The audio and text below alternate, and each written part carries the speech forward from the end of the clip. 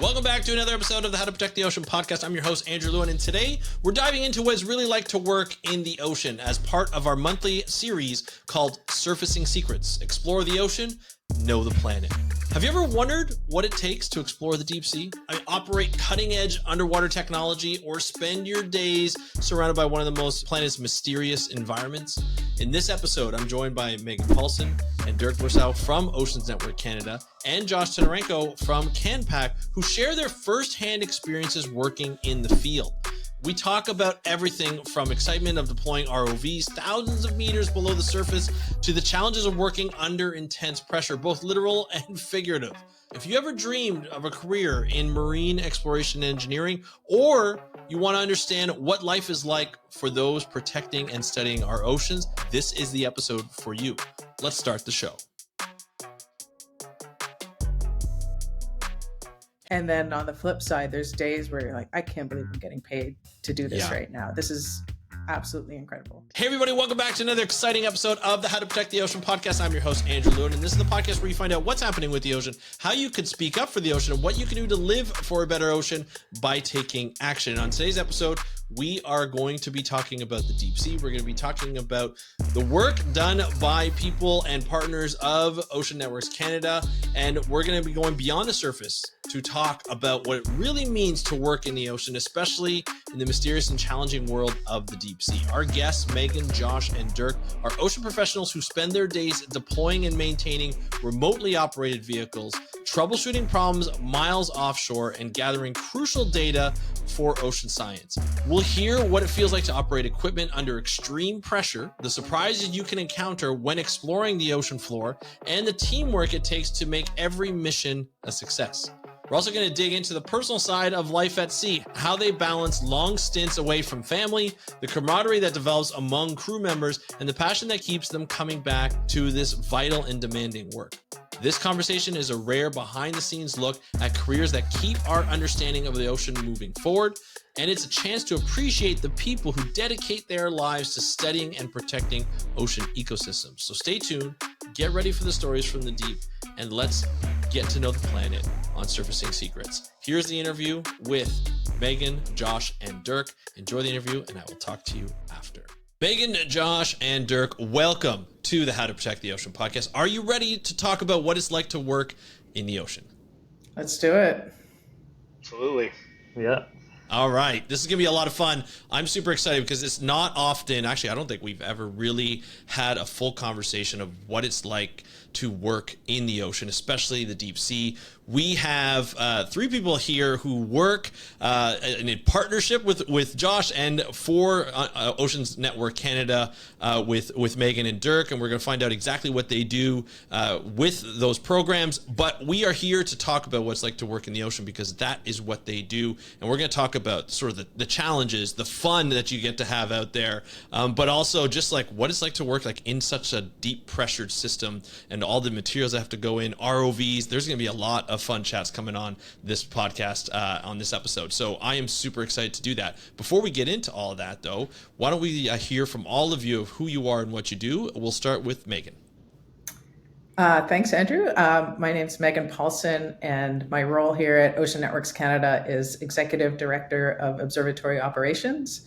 And what that means is basically all operations at ONC as it relates to our observatories is under my purview, and that includes physical operations and digital operations, because what we do, we don't just put stuff in the ocean, but we collect data from everything that we're putting in the ocean, and we make that data available to basically anyone with an internet connection for free.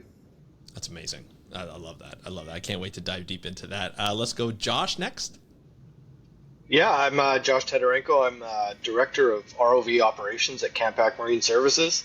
We're a company on the west coast of Canada that provides any subsea services down to 6,000 meters with our deep sea rated ROV. My job in the company is to take care of and run and operate, mobilize, upgrade all of our underwater robotic systems.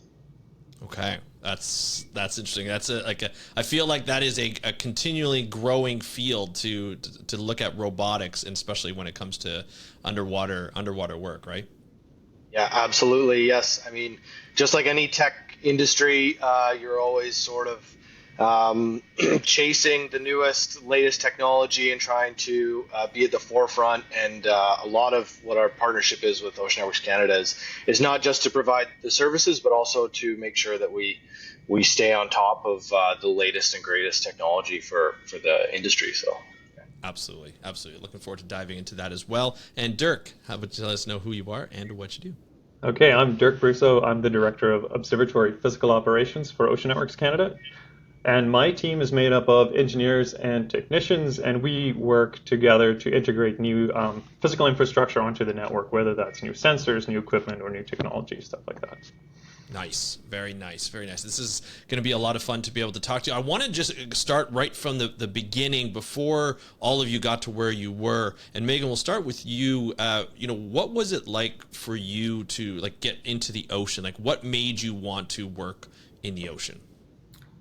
It's a great question. So I grew up on the east coast of Canada, so a very ocean-friendly place. But it wasn't really until I was an undergraduate student in engineering in Halifax, Nova Scotia, and I applied for a position for the Geological Survey of Canada, and fortunately got the position in Dartmouth, Nova Scotia, and had the opportunity through my supervisor to do an offshore expedition where we were collecting sediment cores, and absolutely fell in love with it. I was absolutely hooked, to the point where when I graduated my undergrad, my main criteria for getting a job was I needed to work offshore. That's amazing. Yeah. Quick question here. When you work, and we'll get into it a little bit more, but when you work at sea, there's a lot of sacrifices you have to make. It's not a regular, what we, quote unquote, what people would consider a regular land job where you get to go home after your 9 to 5. You're at sea. What was so appealing for you about working at sea? Part of it was the adventure of it. I mean, you get to go to places that very few people go to. Part of it was the food. I like being fed. The food is usually amazing. I like it when people make food for me. Yeah. And part of it was really getting to know the people on board. It's such a different environment than a regular office environment. And you're meeting people and you're working really closely with people that you wouldn't normally do so, from every walk of life, from every type of education level. And it's really a fascinating sort of microcosm environment. And you're kind of stuck together. So whatever comes up, you have to figure it out. You have to work it out, and you have to move forward for the very, focused reason that you're out there, for whatever your mission is at the time. Yeah, for sure. And I find too, I've had experience working at sea, and I find when you have to work through those problems, you're able to get it. It's a complete confidence boost when you're able to figure it out, however long it takes. You never know when an instrument's not going to work or something's not going to work. And if you're able to get it going, that's probably one of the best feelings. It's such a rush, because sometimes things break. Sometimes you have to get really creative. Yeah. And when you're able to work through as a team and troubleshoot and put something together to solve whatever the issue was, and it works, you turn it on, it works, or whatever it is, it's infectious. Absolutely. And speaking of, fixing things at sea, Josh, you're into robotics. I'm sure you've come across that quite a bit. But what got you into this company that you're working at? What were you doing beforehand? Was this always the plan when you were younger? How did this all come to be? Yeah, sure. Well, first of all, no, I've never had to fix a robot offshore. They always work perfectly, no matter what. Never experienced that once. No, we're fixing them all the time. So I was fortunate enough to grow up with a dad that he was in the field for his career. So I kind of grew up around it, and we spent time on the ocean, privately, and I got to see some pretty cool ships when I was young. I always wanted to be a pilot, though, an aircraft pilot, but eventually I was an electrician. After high school, I did a trade, and then really why I went into subsea robotics is the challenge. Subsea robotics is especially deep sea is one of the most challenging jobs, careers on the planet, in my opinion. Intellectually, just the problems that you have to solve offshore, and the teamwork needed to solve them consistently drew me into working offshore. That's really the main reason why I love it every day. I love the food more than Megan. I'll tell you. I love the getting a team together on the ship, and just like we talked about, you all have to come together to solve things, whether it's subsea or fixing something on the surface so you can get back in the water. But the real draw for me is that you are always learning. You're always being challenged. There's always something different, especially working with Ocean Networks Canada or in the science field, because you're always just pushing to do new things. It's not like more common ROV fields and oil and gas and things. They've kind of got everything figured out, and they've been doing it for a long time. But in the fields that we work in, it's exploration, and just you're always trying to solve an issue with people that really, really want to solve it with you, that are really interested. Everybody's very motivated when we all come together offshore. So that's the main draw for me. That's why I got into this. I don't blame you. That sounds amazing. Dirk, how about yourself? When growing up, I grew up in a kind of a subtropical rainforest in South Africa, and at the age of 6, I already had my own horse, and we would ride our horses in the game reserves and stuff to my friend's house. We were pretty wild kids, right? So I've always had this sense of adventure, and I think that just kind of came stuck along when I was in university and got opportunity to do a co-op with Ocean Networks Canada. You saw the same thing. It's you get to go all these places, kind of what Megan was saying. We've got observatories in the Arctic, all along the coast of BC. We got them on the East Coast. So it's a lot of really remote travel, and that's what I really liked. And then working here, I kind of got into the offshore, working on the vessels and stuff. That's just part of the job, right? So and I guess one of the favorite things about working here is everyone kind of circled. I want to say circled the train, but everyone kind of came together because they're equally passionate. So the people you're working with are just as excited. And I think both Josh and Megan already mentioned this, but you kind of end up here because you want to be here. It's not necessarily an easy road to get here. So coworkers, I guess. Yeah, I think it's really interesting too how a lot of people. I'm a marine biologist, and I think a lot of people who try and get into this field who want to work on the ocean think they have to be a marine biologist. You are all scientists. You are all engineers of one way or another, of worked in that field.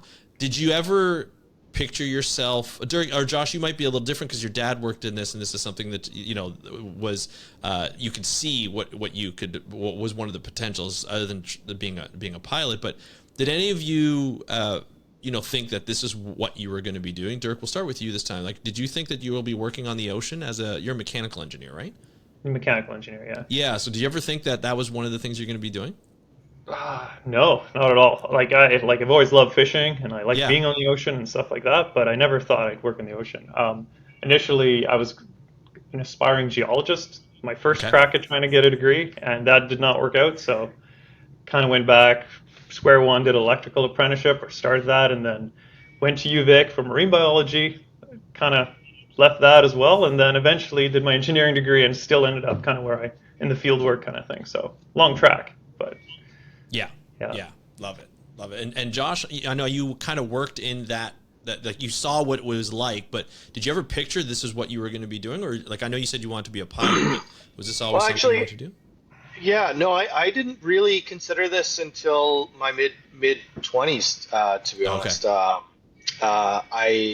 I knew it was an opportunity that I could probably take up. But and then once I got into it, I was basically thrown right in. I took the job, and then we had our first cruise for ONC in 2012 or 13. I can't remember. And we were kind of as a short notice thing, and we got thrown on board a ship, and I just never turned back. I didn't really think that I would work offshore. I love spending time in the ocean. either way, but Yeah. didn't expect this. No, absolutely. Absolutely. And Megan, how about yourself? Well, it's funny that you said most people think you need to be a marine biologist to get into this field. And these guys can attest, I'm a terrible biologist. I'm terrible at identifying anything. Right. I call them all critters and all Critters, fish. yeah.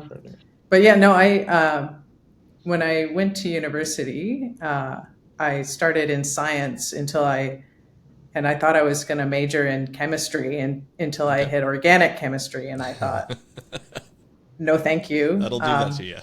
And then I switched to engineering and ended up going into civil engineering. So again, you don't think of civil engineering and working on the ocean at all. But it was really the co-op work term where I got the opportunity to do ocean work where like that was it. I was done. So Yeah. This is it. I love the field work. I love the environment. I love the working with the technology. I love just the fact that you have to be self-reliant. You can't just, when you're out there, you can't just swing by the ocean hardware store to pick up anything you forgot. A lot of people in my industry, at least, they say, you fall into it. You get a that's exactly right. Yeah. In robotics or a background in marine biology, there's so many different backgrounds that you can actually get into. Engineering, it's not just limited to marine biology or what people might think. And then you kind of get an opportunity at some point, and then a lot of people fall in love with it, just like we all have. But we say it all the time. How did you get into this? And I kind of just fell into it. Yeah, that's 100% right, Josh. Yeah, I certainly did. Yeah. Well, and Megan, I wanted to just kind of ask a question too. Obviously, being the woman on the podcast today, working in a field at sea is not something that I think we see it a little bit. We see it more today than we did, a few decades ago. But it's not something that is advertised, or not a lot of young girls are going to say, "I'm going to work at sea." Back when I grew up in the 80s and 90s, although I did see a lot of women in my class, like in my marine biology class anyway, and there's more and more engineers coming through that are females. What was it? What have you found the difference when you first started to now? Like, what's been that? Do you find you're seeing more women working in the field? And when you first started, like, how was that for you? Yeah, definitely. So, and it kind of depends on the industry that you're working in. I find working in science, there tends to be more women and more women working in the field. Right. Just kind of a friendlier environment. Yeah. I didn't always work in science, and it wasn't always quite as friendly. But certainly the number of women who are going into the field has increased. And I think the overall sort of expectations and acceptance of women being in the field has really grown a lot. It used to be, at times, like I wouldn't be allowed to go out on a ship because there wasn't accommodations. Yeah. And these guys know very well that at Ocean Networks Canada, that's not an acceptable answer now. Right.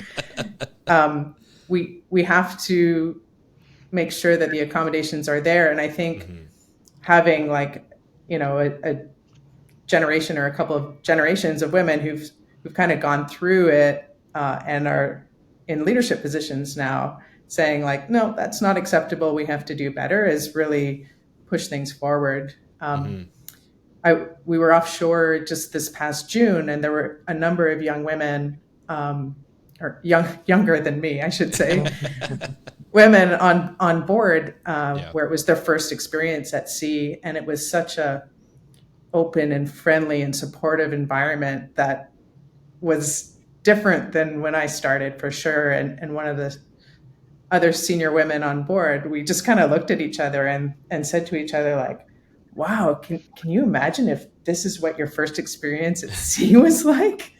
It was so great to see.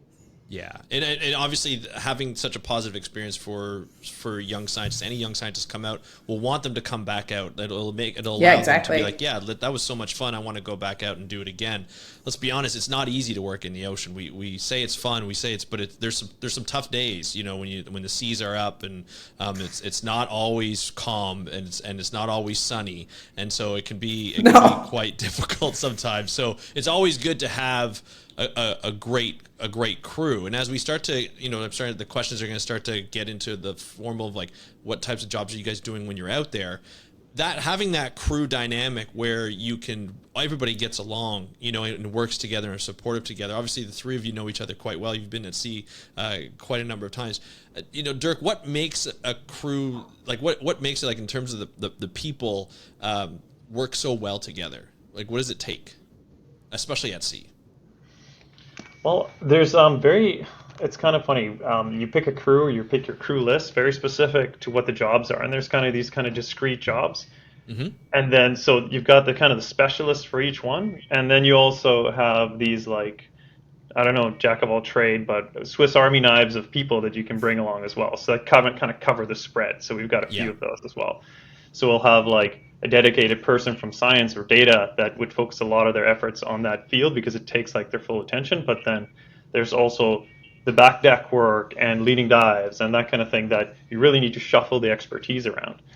But I think what gets you through the day, or because some of these cruises are long, they're like 22 days of 12 hours on every day, is the people that you go with. I've cruised with people where the camaraderie wasn't necessarily there. And then cruises with when it is there, it's a lot of jokes, it's a lot of stories. It's just kind of, I don't know. It's the people that you go with, I think. It kind of formed this little family on each cruise. And by the end, you're like, oh, what do I do now? Because everyone goes their separate ways, right? So, yeah, for sure. Yeah, Dirk calls me at night after cruises for the first week. He's really gets really lonely. He misses me a lot. So he doesn't answer. He calls me. No, I don't. He doesn't answer. No, he's I've had enough with Dirk. That's enough. You've got all the voicemails. Voicemail full. Voice inbox. Just check it in. And speaking of which, you talk about missing each other after. How long, are these trips? I know they vary, but what's the average length of a trip at sea when you're going out for? And I don't even know if this is what you call it, but like regular maintenance. Is that what these trips are usually for? Is regular maintenance, making sure that everything is working there, if you have to switch out some instrumentation, things like. How long are those? Typically those trips? And we can have Megan. You can answer that if you want. Sure, okay. Sure. So, sorry. For Ocean Networks Canada, we typically have at least 2 regular maintenance trips per year. One is really focused more on inshore, and one is focused more on offshore. The inshore one is typically a week, a little bit more than a week. The offshore one is typically 2 to 3 weeks long. Okay. And when we say 2 to 3 weeks, usually it's people are working 12-hour shifts. Yeah. 7 days a week. It doesn't matter if it's a holiday. We don't get weekends. It's a grind. Yeah. Yeah. And when we say 12-hour shifts, you're on your shift for 12 hours, but typically you're up, you're doing some prep work, you're doing some post-shift work as well. So it's intense for sure. Yeah. Yeah. Well, and it's like you want to make sure that, when you're out there, everything works and we've talked about this already. If something doesn't work, you have to be on it to make it work as fast as you can, because you only have a certain amount of time out at sea anyway. And if you're only having 1 or 2 trips, then it can be really difficult. You don't want to miss out on something, or you don't, God forbid, you don't have to go back out for one specific thing if you couldn't get it done in the first trip. But I kind of got ahead of myself in terms of what goes into the planning of these trips. How far into planning do you guys get? How many, does that take months to get things done? What is it? What goes into that? And I guess we can talk to who wants to take that one. We'll take Megan. Do you want to talk about that? Or Josh?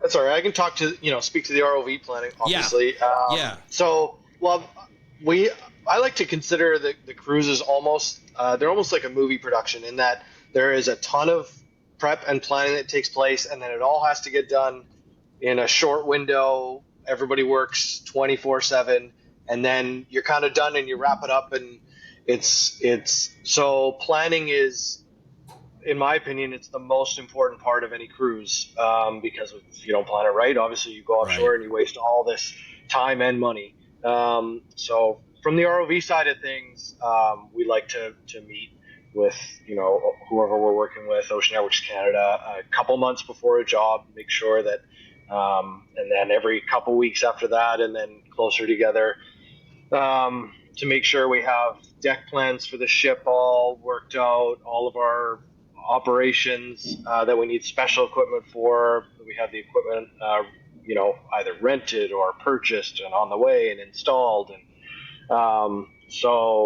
there's at least on our end, there's 1 to 2 months of prep work depending on the specific expedition. I think, Megan, you guys have a bit more probably. Yeah, so we start months and months in advance, and really the planning starts with what's broken, and figuring out what's broken and what needs to be replaced and what needs maintenance, or like where are we expanding, and from there, and we get, it's a real team effort. So all the teams at Ocean Networks Canada and some of our stakeholders and science partners get involved and make requests. So it starts with that. And from there, we're procuring instruments, testing them, validating them, making sure that the data quality is right, building them up. Sometimes they have to be built onto platforms. Sometimes the platform needs to be designed first. So there's a lot of that prep work that goes into it. And then, so that's sort of on the instrument side, and like, what are we going to do? And sort of based on what our plan is, we have to procure sometimes a ship and an ROV. And so, we have to know what our requirements are for those ships and ROVs based on the work that we're trying to get done. We have to submit our permits and make sure that all of that is above board.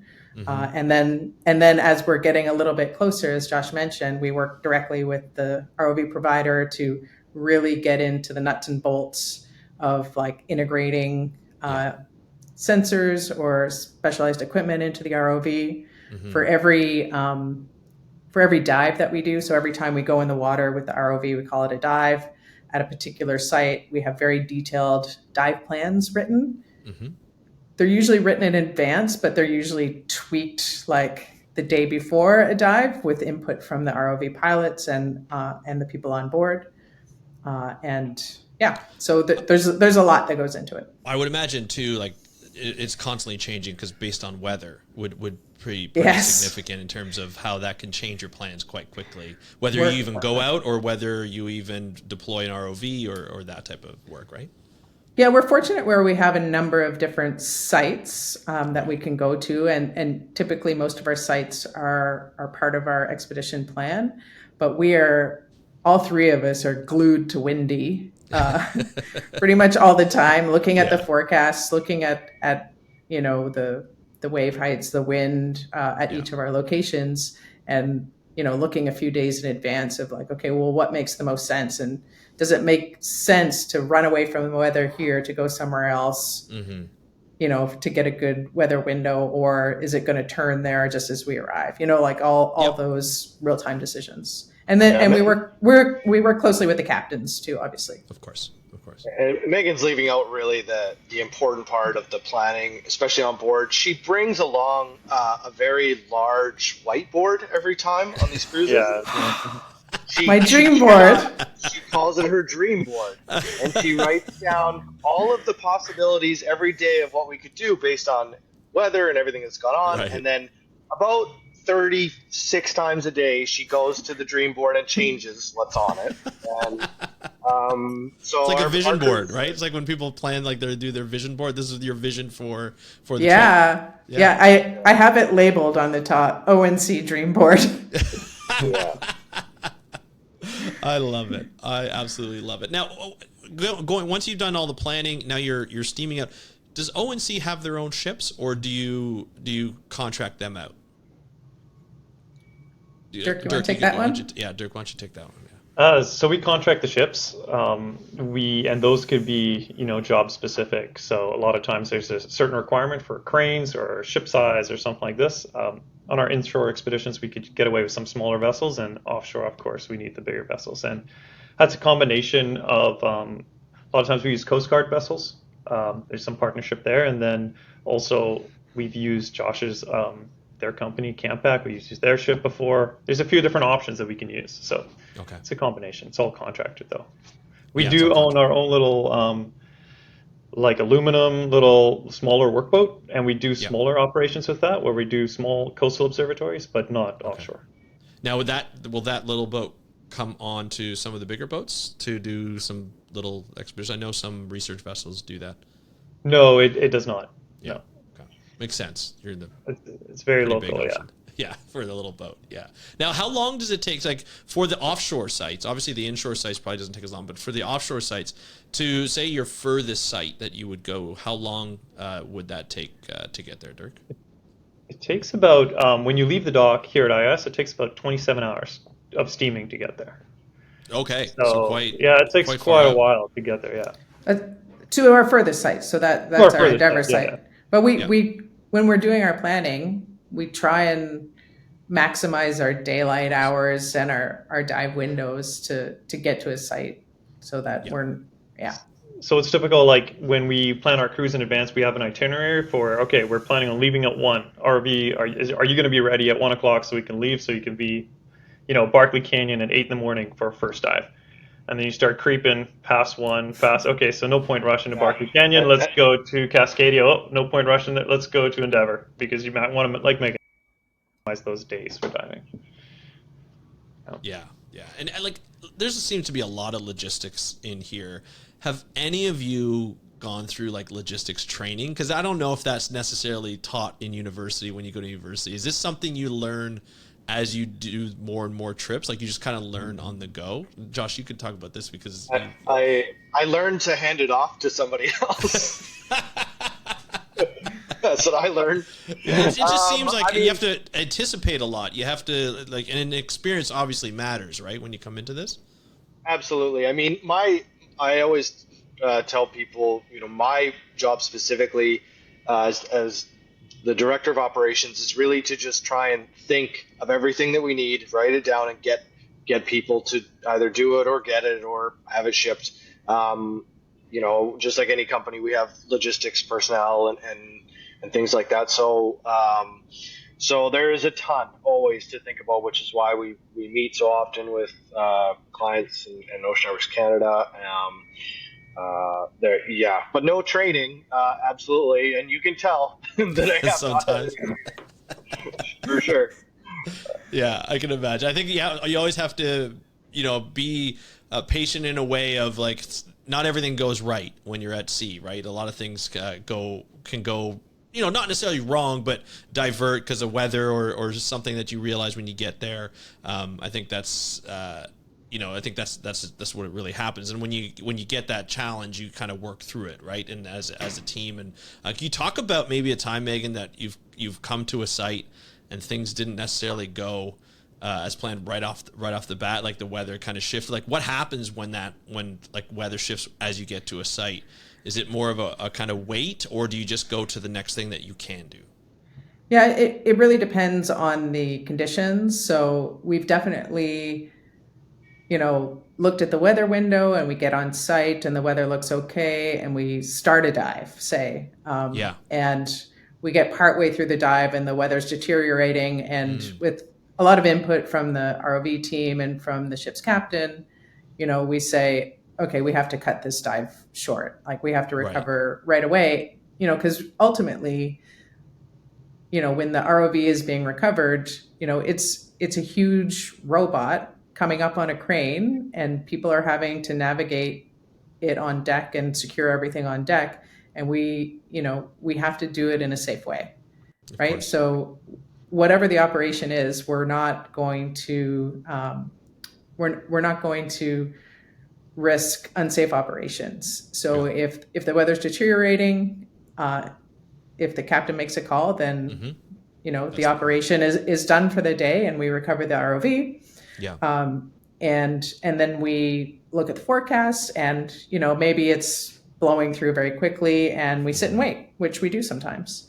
Yeah. Maybe it's going to be really bad in that location for the next 3 days, and then we look at our other locations. On our a couple years ago, we a really big storm was coming through, and it was going to impact all of our sites, and we actually ran away from the storm and hunkered down for over a day off the coast of Oregon, because that was the only place that we wouldn't get pummeled. Right. So it happens, and so when we're doing our planning, like we oversubscribe ourselves. So we plan to do more things than we could ever possibly get done, because maybe the weather's going to be great the whole time, and we could get nearly all of it done. Typically, we're down for a little bit during the weather. Sometimes when the weather is too bad to dive for safety reasons with the ROV, depending on the vessel that we have, sometimes we can spend some time mapping. So using a multi-beam mapping system. Yeah, exactly. And so just kind of mapping the gaps and collecting data just to be somewhat useful while we're waiting for the weather to settle down. Absolutely. Yeah. Now, Josh, when you deployed the ROV, I've never been a part of that. I've never had the pleasure of being a part of that kind of excursion. Is the ROV tethered to the boat at all times? Like there's a cable that goes down that allows you to talk to the ROV in a way, in a sense? Yes. I mean, it's kind of the definition of an ROV, remotely operated vehicle. They're always, to be designated as an ROV, you are tethered to a ship or to a vessel or a dock if you want. So there are autonomous underwater vehicles, AUVs, that are not, but they're used for a totally different purpose. And for work for Ocean Networks Canada, we need to be operating our manipulators, and we need to see the live feed of the cameras. So we need the tether, which is almost 7,000 meters long on a giant winch that's on board, and contains our power conductors and fiber optics to get the data up to the surface and down to the ROV. So yes, always tethered, which is always, it's the hardest thing to manage for ROV pilots. If you can manage your tether through all that water, especially when you're really deep, then you can work usually just fine. So it's a big part of ROV. The tether's flexible though, right? It's just like it's cables. It's not like a metal. Is it a metal piece? Well, there's multiple types. So we have several ROVs, and really the two different main types are soft tether and armored. So a soft tether would be wrapped in a rubber and be easily bendable. Is better for certain applications, but Ocean Networks Canada requires through frame lift of our vehicle. So we use our vehicle to attach to scientific platforms subsea. We actually land on them and latch into them, and then using our launch and recovery system and winch and our armored umbilical, which is very, very strong, we can pick up the ROV off the seafloor while we're latched into things that are thousands of pounds, and then we can bring them all the way up to the ship. So that's why we have an armored umbilical on our deep ROV, so that we can use it as basically a really deep crane almost to deploy and everything from the seafloor. Okay, cool. So that's why all the currents that happen within the water column, however different they are as you go down deeper, that matters when it comes to these tethers and how the ROV is operated. Let's talk about when you get. I wanted to kind of hit on this ROV. When you guys are operating the ROV, you're in a little room, I assume, or a container, depending on the ROV on the ship. Is that and who's in the container when you do this? Obviously, Josh, you're probably in this operating it. Dirk, are you in it as well? Yeah. So normally for every ROV ship, there'd be a ONC dive lead. Okay. And that would be either myself, it's normally me or Megan, or we have another person here, and we kind of rotate shifts as well, and we'll just go through the dive plan and kind of pivot as things aren't going to as expected anyway. So yeah, there'd be a senior person there every time from ONC. Okay, and then that's where like that person's like, okay, this is what we want to accomplish on the dive. Let's see if we can find what we need to find and where we're going. And then Josh, your focus is more of just operating the ROV, making sure it's in a safe spot. And then there are arms on these ROVs, and you actually start to handle things. Yeah. Can you talk about that? Because I don't know if my brain just doesn't fathom how difficult it must be to be able to operate these arms in like at depth. When you know, is clarity a problem sometimes? Like, can you talk a little bit about what happens when you get to the point of where you want to go and you have to start doing your maintenance or whatever the purpose of that dive is? Sure, absolutely. Just first of all, as far as dive leads from Ocean Networks Canada, I have some that I like and some that I don't. I'll put that on the record. I'm not going to say who. World's best boss over there.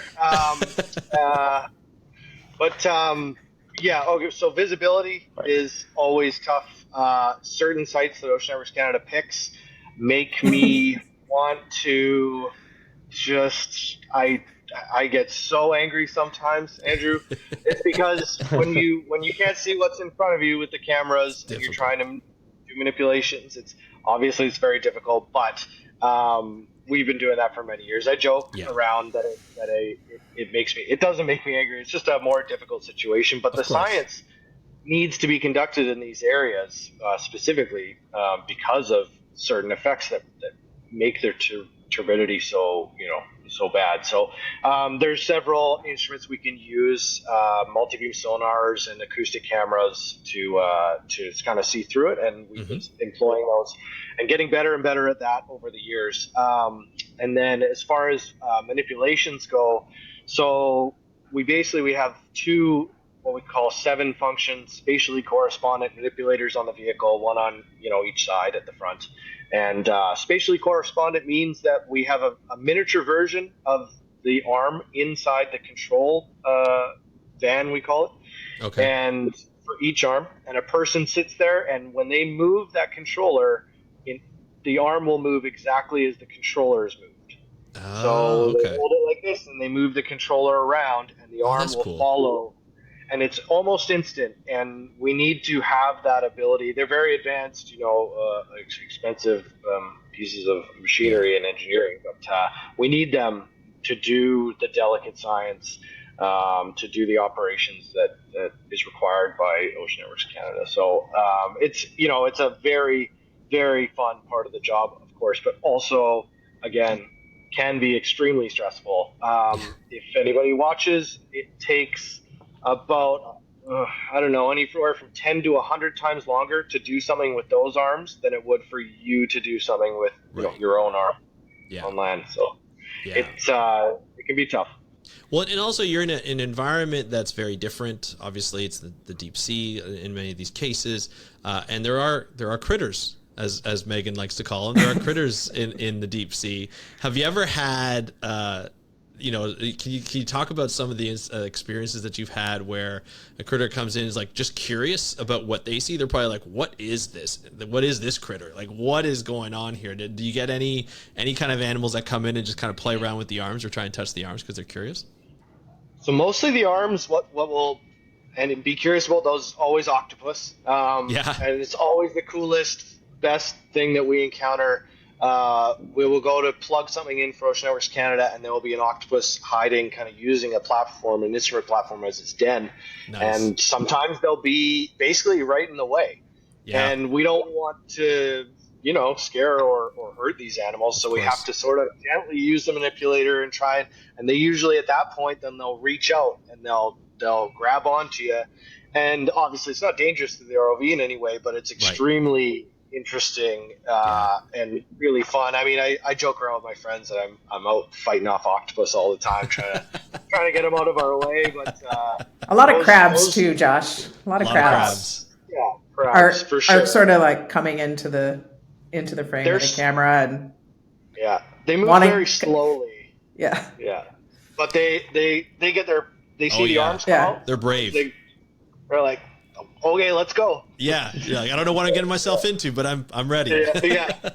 Well, I'm gonna pose this to all three of you. What's been the most interesting thing that's happened while deploying an ROV down at those depths while doing work down there? What's been the most interesting thing that's happened to, it could be individually or as a team when you're down there? I think I could start. One of the Go ahead, Dirk. Yeah, so one of the ones you don't expect is we have these instruments that are called benthic and resistivity sensors. Bars is what they look like, little tubes with wands. And you go to a hydrothermal vent, like the black smoke, or spewing out the hydrothermal fluid, and you put the wand inside there, and it measures temperature and resistivity of the fluid. But then you come back a year or two later, and the whole instrument is now part of the rock. Since the rock is just growing as it's being deposited, the rock's actually growing around it, and then there's no way to get it out. It's now part of it. So does it there's still been work? a situation where we can't actually remove it. It's been completely engulfed over the course of like. Does the sensor still work at that time, or no? Is it? A lot of times it's completely melted, ruined. Yeah, not working. Yeah, but it's not so much that there's also cool stuff that happens because the unique situation of operating ROVs subsea. The ship is actually stationary for hours, sometimes 36 hours, because the ROV is there, and now you're offshore, sitting in the middle, plopped basically, without moving. And when the weather gets really thick, or what they call socked in, all the lights from the ship is kind of contained within that bubble at the surface. Now, over the course of the night, since nothing's moving, you get the bait fish, you get all the bait, you get everything coming, and then it becomes a feeding frenzy. So you've got, I don't know, we've seen one night you could see millions, uncountable amount of fish, but then also sunfish and sharks and dolphins, all night swarming around the vessel. It's pretty cool. And I don't think you get that unless you're getting the ROV down below as well for that long. Right. That's kind of a cool thing, yeah. That's amazing. That's pretty cool. Megan, did you have a different story that's happened to you where that's really memorable? Well, I'll tell a couple. So one of our sites is the Endeavour hydrothermal vents that Dirk was talking about a little bit. And I remember kind of like one of my first cruises going there, and I didn't really know that much about them, but the ROV goes down, and it's kind of like you're on a different planet. Right. So there's all these hydrothermal vents that look like spires, and there's like what looks like black smoke coming out of them, and it's kind of shocking. and the fact that the ROV can like navigate around these vent structures, because you might turn a corner, and then because you don't have the same sort of spatial awareness that you do as a human with like peripheral vision, and necessarily like you'll turn the corner, and then in the frame there'll be this huge hydrothermal vent tower, like whoa. It's pretty magical, and kind of shocking, because you're floating on the ship above it, and you're like, whoa, it's like this sci-fi universe just straight down below where we're sitting right now. It's pretty epic. And then I'll tell one other thing. So yeah, for sure. We were on an expedition this past June, and we'd finished all of our dives, and we had a couple of hours before we had to leave to be back to the dock in time. And it was lunchtime, and everybody was kind of sitting outside eating lunch, and these humpback whales just were playing in front of the ship for. That's awesome. and we didn't have to leave yet, and nobody was on shift anymore. Right. So it was this epic, whale watching situation, and we could just sit there for an hour, and the whole crew was outside. I would just imagine running from one side of the vessel to the other as we were watching these humpbacks playing. How many were they? I want to say it got up to 5. Wow. Do you remember that right, Dirk? Yeah, there's a few groups that travel through during the dive, and at the end they were kind of the last stragglers are kind of just playing. We eventually think they were playing in the bow thruster as the ship's holding station. They were just like getting that blow of the thruster, right? It was a pretty magical way to finish an expedition. Yeah, I mean it's really great when you almost have your your environmental documentary right in front of you. Yeah. Where you just see the beautiful scenery, the ocean in the background, the horizon, and then you've got whales just playing in front of your ship, and you're off, and that's probably the best way to kind of end your shift, I think. Yeah, and there's definitely, you talk about some days where you're like, there's not enough money in the world that you can pay me to keep doing this, especially if you're seasick and it's rough and it's just And then on the flip side, there's days where you're like, I can't believe I'm getting paid to do this right now. This is absolutely incredible. Yeah, no, it's amazing. I want to just talk a little bit about the challenges that we have, like out at sea. Obviously, like we've talked about, nothing works perfectly. It can be very hectic. Josh, for the ROV, what are the biggest challenges? Obviously, visibility is one we've kind of touched upon in a bit of the currents. Is there anything else that becomes a challenge, or you just got an easy job? It's that easy. I actually don't really do anything. It's just the robot goes in. It's very true. It's very true. Really easy. I can do it for that one, Josh. really, yeah. Yeah, Josh mostly just calls it in. Yeah. I don't actually come out of my bunk. Yeah. Well, so it's the most dynamic environment to work in that we know of currently in the universe. And the reason I say that is because yes, we can get to space, but when you're in space, you have a one atmosphere. It's a vacuum, but that's it. It doesn't change where you go in space, say. Right. But if you go in the deep ocean, every meter deeper that you put your ROV into the ocean, the water pressure increases because of the weight of the water above you, of course. So the biggest challenge in ROVs in general is especially when you're going really deep, 2,000-3,000 meters, is making sure that all your systems are built properly and maintained properly, so that water doesn't creep into anywhere you don't want it to. I mean, it's a very highly advanced piece of robotics that you're throwing into salt water under pressure that's changing all the time. So that's that's problem number one. Now that's more or less been solved over the years of ROV engineering, but then the dynamics of the job, the other dynamics is obviously the weather. So the ship, if it has problems in the weather, holding station, or can make launch and recovery dangerous if you do it in too high a seas. So that's another issue that we face commonly. And then visibility, like we mentioned, that can be one. Sometimes we have great visibility, especially at the deeper sites, so that's not an issue. Current, though. Ocean currents can be a very large issue. We have a cruise in March coming up where we'll be doing some work where the currents can be really, really just terrible to work in. For example, we've launched an ROV once, and of course we know what the surface current is doing from just looking over the side of the ship. So we put the ROV in and we face the ship so that the ROV will get swept by the current away from the ship to a safe spot. But once we dove 10 meters down, the current was going in a complete opposite direction. And we could not tell that. We didn't have instrumentation to know. So the ROV went 10 meters down and we're diving, and all of a sudden it starts getting pushed directly underneath the ship, which is very dangerous. Yeah. So, that can be one for sure. Yeah, definitely a change. I mean, there's a lot of... Oh, sorry, go ahead, Megan. Jeffs. Oh, I was going to say, Josh, you can tell Andrew about your very highly sophisticated surface current check before launching.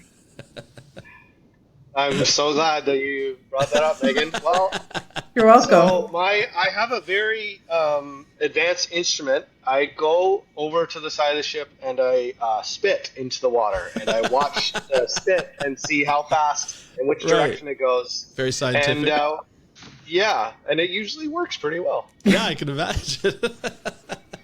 I can imagine. Now, I want to kind of bring up. There's a story that I've heard about an ROV deciding to go on its own trip at one point. In a way, it's a bit of one of your scientific studies, I guess, of finding out currents and where they go. Can you talk a little bit about it, Josh, where an ROV ended up off the coast of Oregon? Sure, absolutely, no problem. This is my story of what I like to say is the longest ROV dive ever because it was in the water for 2 weeks straight. Right. We were installing an outfall pipe, which is a pipe that comes from a sewage treatment plant in Victoria and then disperses treated sewage in deep into the ocean, properly. We were installing a new one a few years ago, and as pretty much every time we've had a major issue, there was multiple factors involved. But basically, our ROV became the tether became trapped due to a few different things. The weather came up, and it became trapped subsea. So we had to cut the tether manually on the ship and leave the ROV stuck subsea overnight because we couldn't stay where we were with the ship. But when we came back in the morning, the ROV was no longer stuck, and they're designed to float when they are not being powered, so that you can find them. And we came back in the morning. It was nowhere to be found. I spent about 4 days in a small airplane searching the ocean around that area. We didn't see it. It's got a Basically big a yellow needle in a top. haystack? Is that Yeah, the term? absolutely. And I guess we weren't really looking in the right spot because evidently it had floated all the way down to the coast of Oregon from Victoria. I don't know how many kilometers that is, and we literally had lost ROV flyers and posters out in Victoria, like if found, please return to or please call. And we put out notices to the Coast Guard, and somebody eventually found it in the U.S. waters, and we got it back. Then we got it working within 4 hours of being returned to us, to our facility. So that was pretty cool. I think before we recorded, I think Megan said it's probably a good scientific drifting study, I think is what we That's a very expensive way to understand current versus Josh's spit test. Exactly. We'll stick with the this spit thing, test really. from now on, I think.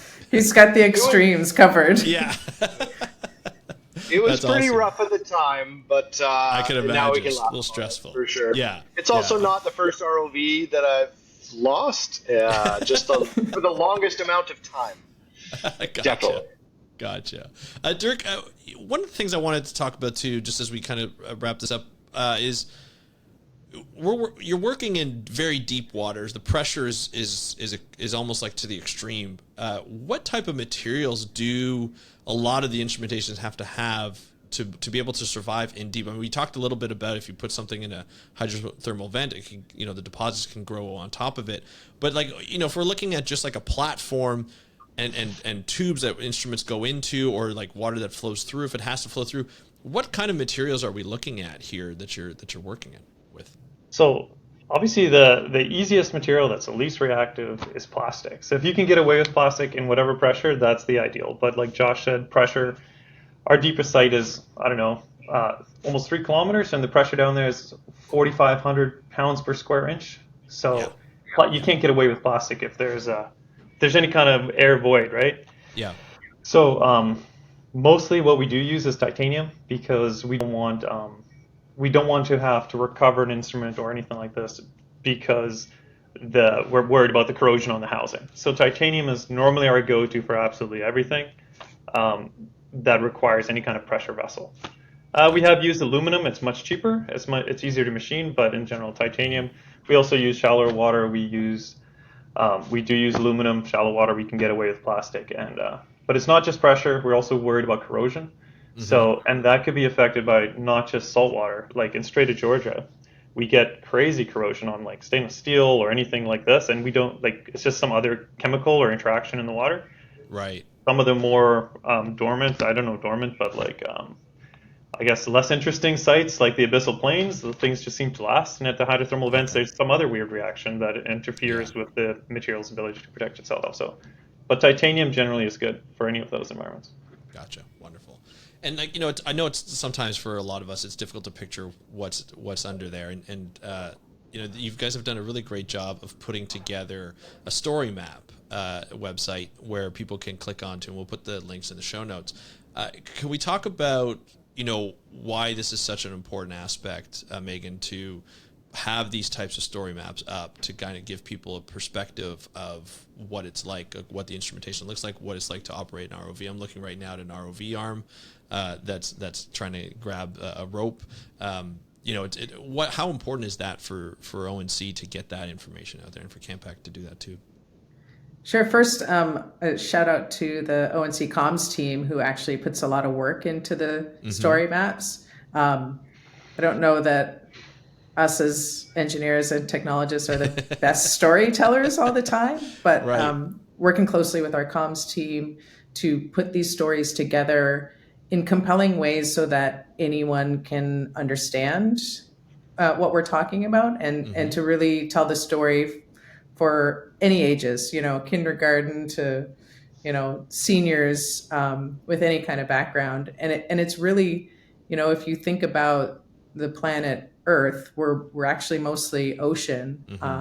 And, other than the surface of the ocean, most people don't get a chance to see what's underneath and to understand how important the ocean is to the health of the planet, and to our industries, to our, food supplies, the list goes on. And so kind of opening up that window so that there's better understanding of what goes on in the deep ocean, the interactions in the deep ocean, just for overall awareness, and really sort of, opening the door and, sort of opening people's minds, and kind of maybe inspiring a few kids to join us on these offshore expeditions in future. So it's super important to get out there and to tell the stories, and to make it accessible for as many people as possible. Absolutely. My final question: you guys are preparing to go out in offshore soon, in the next month, I believe. Is this going to be a regular maintenance plan, or is this going to be anything different? We'll go Dirk with this one. Yeah, so this is we generally have long story short, yes, it's regular maintenance. We have normally 2 expeditions a year, and normally we focus the early season one on inshore, nearshore activities, and then the summer one on offshore. And that's kind of a combination between the inshore, trying to get ahead of the freshet, which when we get all the more nutrients in the water and we get algal blooms, and visibility kind of goes away.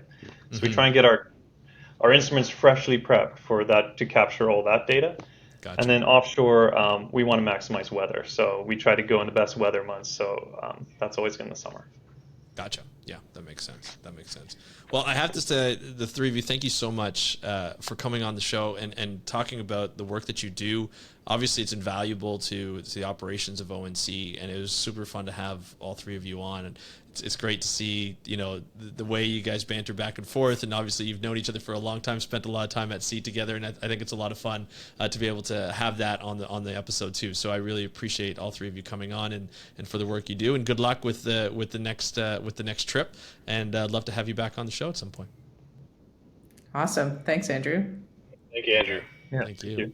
Thank you, Megan, Josh, and Dirk, for joining me on today's episode of the How to Protect the Ocean podcast. And this segment, Surfacing Secrets, Explore the Ocean, and Know the Planet. This is such an important thing for me to partner with Ocean Networks Canada, as well as their partners, to just kind of give the behind the scenes of what goes on. We hear a lot about the deep sea. We hear a lot about the work that goes on, but we don't get the intricacies of it. We don't understand who are the players, who are the scientists, the data engineers, the IT people. We don't get to hear from them, and they are amazing people, as you can tell. The chemistry between all three of the people that we had on today, Megan, Josh, and Dirk, were fun. You can tell that they have a lot of fun out there at sea and in the field, because it's hard. It's not easy. It's long days, long nights at times. It's very intense to work out at sea. You're never going to have a perfect day to work out at sea when you're looking at, wave actions and weather and so forth. So it's really good to be able to everybody get along. And you can just see that right now. The camaraderie between the three guests that we had on today, it was amazing. It was fun. And you get to see how much fun they have at sea as well as here on the podcast. So it's great to see that. If you have any questions or comments, feel free to go to the the ONC's website, Ocean Networks Canada's website. I'll put it in the show notes or the description below, depending on how you're consuming this podcast. But I'd love to hear your questions for the podcast. If you want to let me know in the comments on YouTube, or if you're listening to this on your favorite podcast app, you can go to our website, speakupforblue.com/contact. Let me know if you have any questions about ONC, or if you have any comments about the episodes, if you enjoy them. If you don't, let me know. I want to hear your feedback. Let me hear it from you. And I want to thank you so much for joining me on today's episode of the How to Protect the Ocean podcast. I'm your host, Andrew Lewin, from the True North, Strong and Free. Have a great day. We'll talk to you next time.